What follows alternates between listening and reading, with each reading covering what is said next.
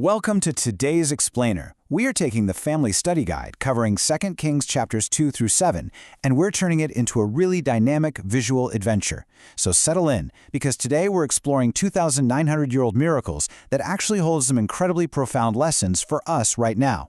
We've got a story here that features absolutely all the best ingredients for a captivating narrative, and we're going to break the whole thing down so you can bring these ancient truths right to your own kitchen table.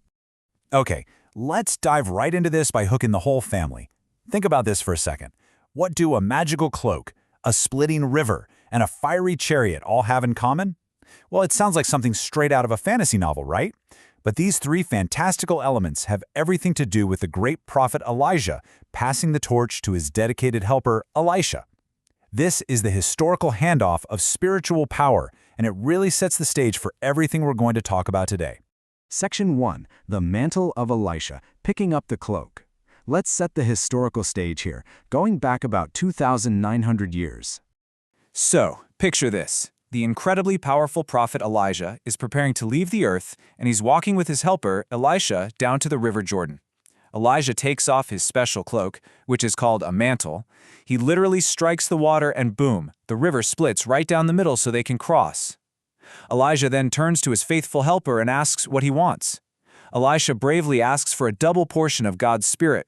And then suddenly, a chariot made entirely of fire rushes down from the sky, and Elijah is swept up in this massive whirlwind. Left completely alone, Elijah picks up the fallen cloak, walks back to the river, strikes the water himself, and the waters part for him too. And Elisha, he didn't just walk away with a cool story to tell. No way. With this rapid-fire energy, he immediately steps up and performs some of the greatest miracles in all of Israel. I mean, he multiplied oil for a widow who was on the brink of losing absolutely everything. He literally raised a boy from the dead. He healed a giant pot of poisoned soup, and he miraculously fed 100 men with just 20 loaves of bread. He was undeniably the prophet. All right, Section 2, Naaman and the Muddy River, the core conflict. It is time to introduce our main character. Meet Naaman. He's a highly respected, seriously brave military commander from the neighboring country of Syria.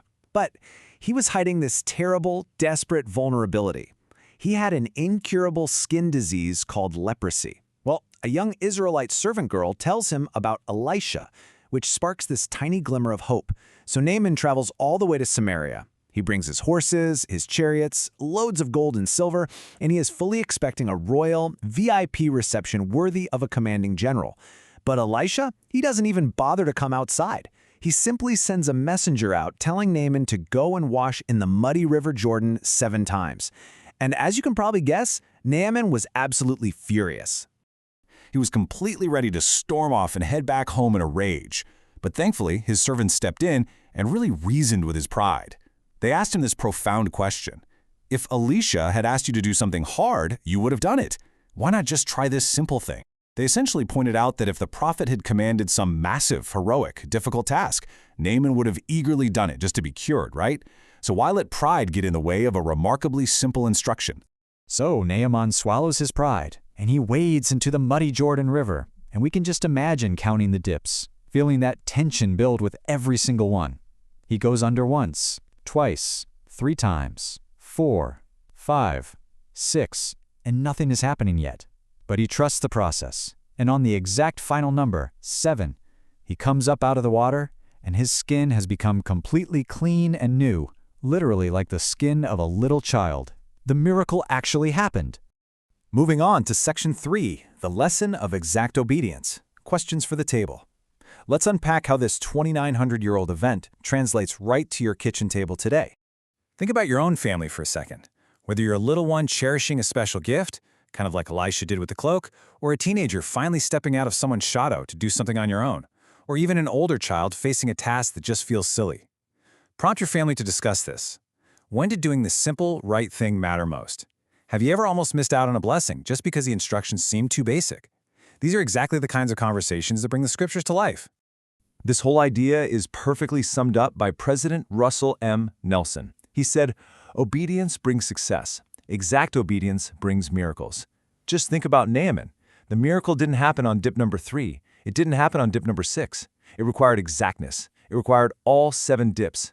This is such a great time to ask your family what small things they could be just a little more exact about.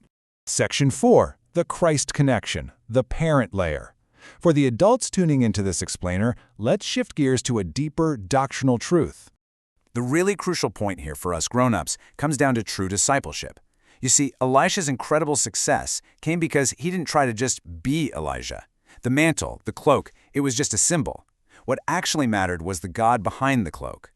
True discipleship is seeking that same spirit, that same source of power, and letting that spirit work through who God uniquely made you to be, rather than just imitating the performances of the people who came before you. And it's fascinating because Jesus himself explicitly referenced Naaman the Syrian in the New Testament. Why would he do that? Well, to emphasize that God didn't wait for this foreigner to be perfect. He didn't wait for Naaman to belong to the right religion or to grow up knowing God's name. Jesus heals those on the margins. He simply required Naaman to show up, humble himself, and do the thing. It's a beautiful reminder that God notices the outsiders, the sick, and the ones nobody expects him to notice. Which brings us to Section 5, Your Family's Jordan River, the call to action. It is time for a highly practical family activity. Whatever makes you feel broken or like you're somehow disqualified from God's attention, the lesson of Naaman is simple. Just wade in. Show up. And you can actually create your own Jordan River moment this week. First, have everyone in the family pick one small thing to be exactly obedient about. Second, write it down. Third, put that piece of paper somewhere really visible, like on the fridge or a bathroom mirror. And finally, talk about it at the end of the week. Did God show up? Were there any surprises? This gives everyone a practical, grounded way to actually practice exact obedience in your daily lives. Because the absolute best, most important conversations, they aren't happening on screens. They are happening right there in your home, around these ancient, powerful stories. You're doing something eternal by having these discussions with your family. So as you wrap up this explainer and head out into your week, ask yourselves this final provocative question. Your healing is waiting at 7. Will you wade all the way in? Thanks for joining me on this explainer today, and keep seeking those daily miracles.